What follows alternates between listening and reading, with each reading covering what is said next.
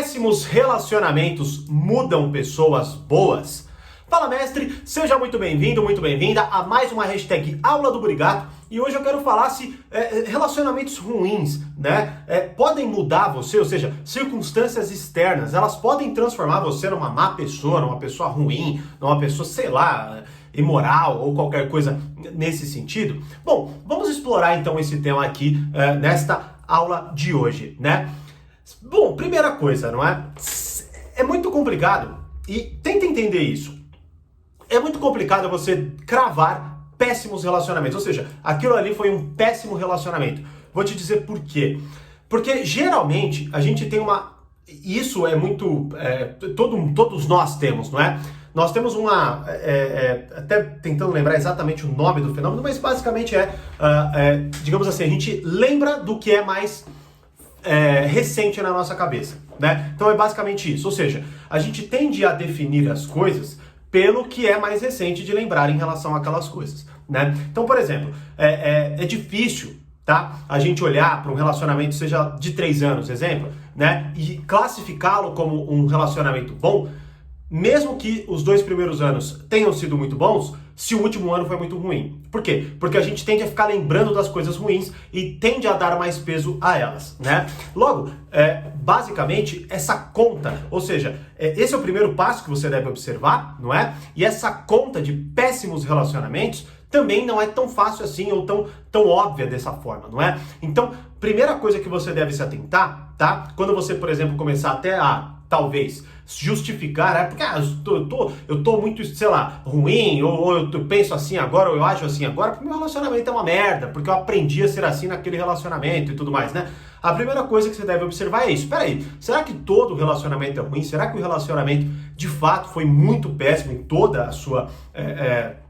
vamos dizer assim, toda a sua trajetória, não é? Ou, na verdade, você apenas está olhando e dando peso para o que foi ruim, Tanto até que, por exemplo, quando geralmente eu recebo perguntas assim, de a pessoa, sei lá, a pessoa é uma filha da mãe, cruel e não sei o que lá, mas eu penso, mas peraí, se ela é desse jeito, o que aconteceu? Aonde foi exatamente que ela se alterou para que ela se transformasse nisso, Porque se ela entrou no seu círculo é porque provavelmente ela não se apresentou dessa forma, E se ela não se apresentou dessa forma, ela se apresentou de uma forma que você achou no mínimo aceitável, Onde que foi que aconteceu essa alteração? Veja bem, aqui não é no sentido de tirar a responsabilidade de alguém ou colocar que não existem péssimos relacionamentos. Claro que existem pessoas que fingem, que mentem, que são falsas e por aí vai. O que eu quero trazer para você é um pouco mais de clareza, consciência, e você, ao invés de cravar e simplificar tudo, essa pessoa é ruim e ponto, esse relacionamento é uma merda e ponto. Não, peraí, deixa eu entender melhor para que, inclusive, eu consiga classificar melhor e lógico, lidar com, de fato, qual é o problema, porque talvez o problema nem seja outra pessoa, Agora, um outro ponto também, agora a gente começa a entrar no será que muda ou não? Então, primeiro a gente definiu se é péssimo o relacionamento, como olhar para essa questão do relacionamento, para definir melhor as circunstâncias externas. Bom, definidas as circunstâncias externas, você lá refletiu e tal, agora vamos para a questão do será que elas me alteram, Ou seja, será que eu vou, se eu tiver um péssimo relacionamento de fato, definir que é isso, é justo eu então agora colocar que eu não sou mais uma pessoa boa, eu sou uma pessoa má, justamente porque aquele péssimo relacionamento me transformou? Bom, isso se conecta com uma frase que talvez você já tenha escutado, sei lá, centenas de vezes, que é: você é a média das 5 pessoas com quem você mais convive, não é? E vamos lá, isso é verdade?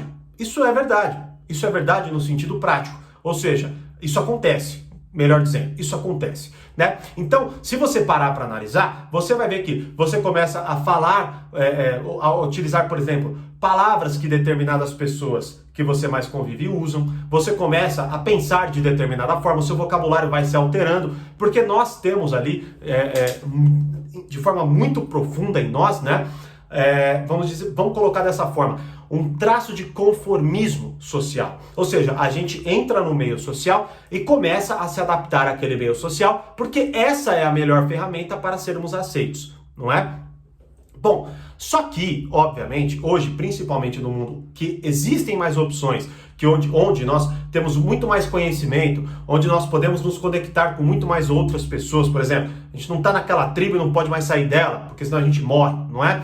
Não, a gente hoje pode olhar e falar, puta, peraí, não é um lugar bom de se ficar, não é? E eu posso alterar. E logo, nesse sentido, você não deve sucumbir a esse conformismo social. E ele é tão poderoso, né? Porque tem até um experimento onde o cientista, né, ele junta várias pessoas e aí ele mostra várias linhas. E aí ele pergunta qual é maior. E a maior, ela é claramente maior. Se você bate o olho, você sabe qual que é a maior. O problema é que eles colocam vários atores e uma pessoa só, que é a pessoa que vai, de fato, que está sendo experimentada, digamos assim, não é? E todas as outras pessoas, elas apontam para uma linha que é claramente menor do que a maior. E aí a pessoa, por se sentir desconfortável e não querer não ser aceita, não é? Ela se adapta e também fala que aquela linha é a maior, mesmo claramente ela não sendo a maior. Se você botar no YouTube, você vai achar esse experimento aí, né?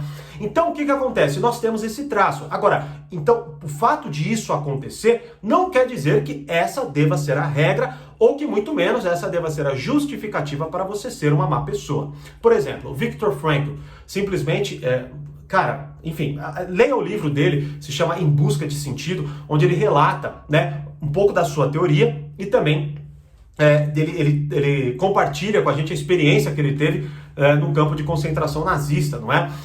E o que ele fez lá, basicamente? Ou seja, ao invés de ele sucumbir ao sofrimento, que era a única coisa praticamente visível, não é? Ele começou a olhar aquilo com outro olhar. Ou seja, ao invés de ele ser a média, ele simplesmente criou força, não sei como, né? E se focou na sua teoria, né? Criando ali, né, a sua escola de psicologia praticamente, pelo menos assim é definido ali, né? Que é a logoterapia, e onde ele entende que basicamente o que nos dá força não é o significado. Bom, leia o livro, né, para você entender melhor, mas o que nos dá força é o significado e não, por exemplo, quem é mais forte ou quem é mais fraco que vai sobreviver, e sim quem tem ali, digamos, um motivo para sobreviver. Essa era a grande diferença das pessoas que suportavam aquele sofrimento inimaginável versus as pessoas que não suportavam. Tanto até que ele constata que perto do Natal e do Ano Novo, onde a esperança das pessoas, basicamente, eu acho, se eu não me engano, é um pouco depois, né, porque chegando no Natal e Ano Novo, a esperança era muito grande de que eles conseguissem sair daquela situação. Quando passava, a esperança ia tão a fundo que muitas pessoas não suportavam, não é? Porque a esperança de fato era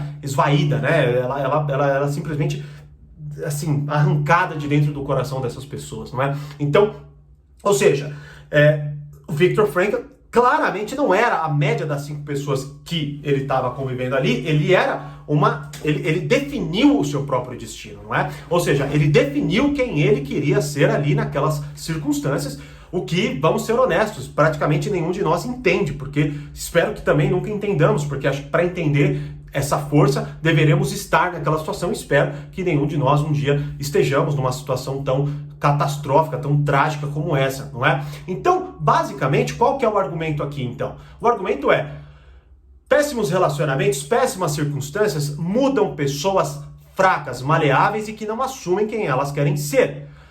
Veja bem, aqui não é que eu estou apontando o dedo para a sua cara, ou para mim, ou para de qualquer pessoa. Não. Eu quero te mostrar a linha de raciocínio que você precisa ter para ter firmeza interior e não se deixar contaminar pelas circunstâncias externas que não condizem com quem você é. Porque, veja bem, o mundo, a experiência da vida em si no mundo, ela é de sofrimento.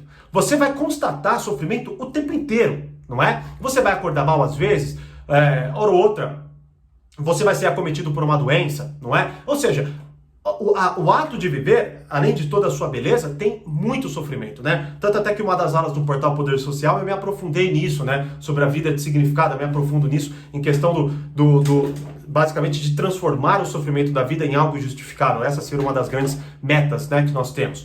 Então, basicamente você sempre vai ter motivos para ser uma má pessoa.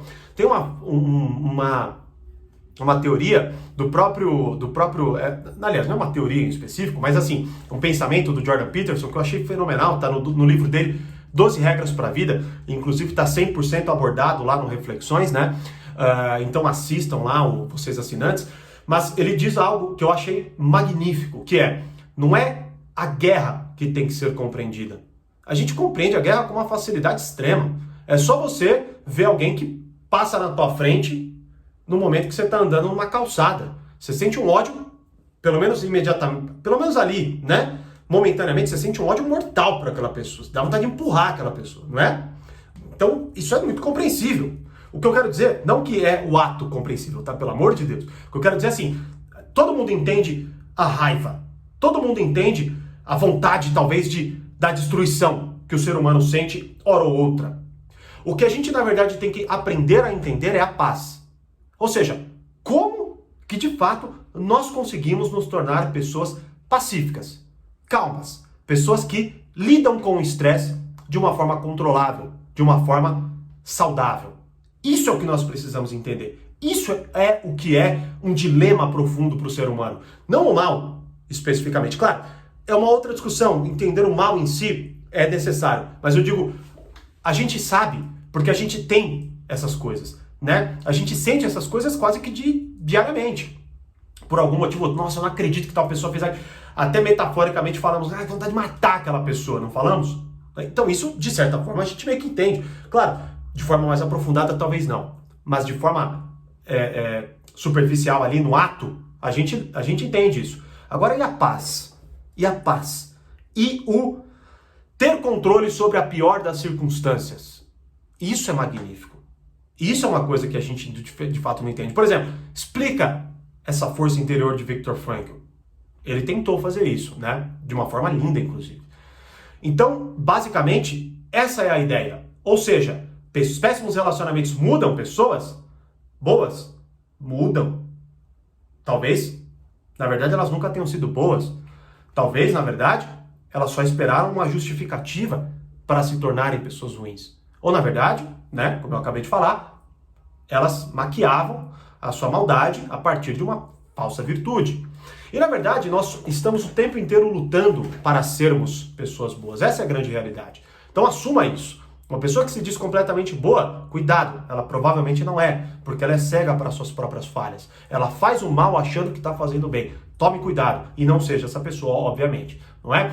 E quando as circunstâncias externas, por exemplo, um péssimo relacionamento, mudar você, ou seja, você é uma pessoa carinhosa, cuidadosa, uma pessoa que de fato quer cuidar do outro, que se doa ao outro, não é? Mas você não é recompensada, a pessoa te enche de ingratidão, ela te trata mal ainda por cima, ela não reconhece nada do que você faz e tudo mais, e eis que você percebe que chegou o seu limite. Talvez você agora não tenha mais a capacidade de se doar àquela pessoa, de ser carinhoso, ou enfim, não é? E pense que, enfim, esse relacionamento agora não tem mais que ser esse relacionamento, né? Você quer terminar, você quer, enfim, ir para outro, né? Para outro relacionamento, enfim, viver outra coisa com uma outra pessoa, talvez, que se adeque melhor a você, não é?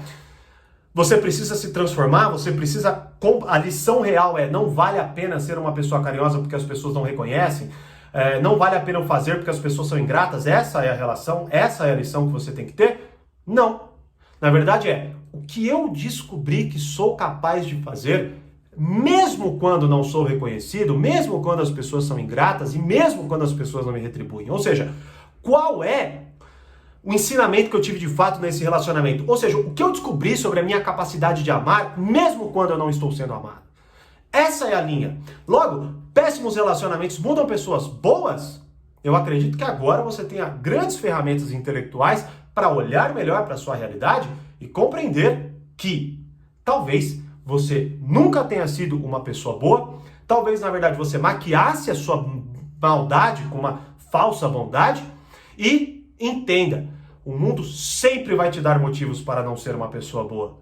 E é justamente a firmeza interior que você encontra nesses momentos que vão fazer com que você não seja a média das 5 pessoas que você convive e que principalmente você descubra e entenda cada vez mais as virtudes que talvez estejam adormecidas dentro de você.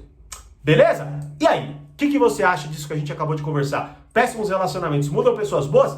Deixa eu saber nos comentários. Mande esse vídeo para quem você acredita que precisa dessa mensagem e deixa seu like aí, se inscreva no canal para que cada vez mais pessoas assistam esse vídeo. Como eu sempre digo, mais poder, mais controle, grande abraço e até a próxima hashtag Aula do Burigato.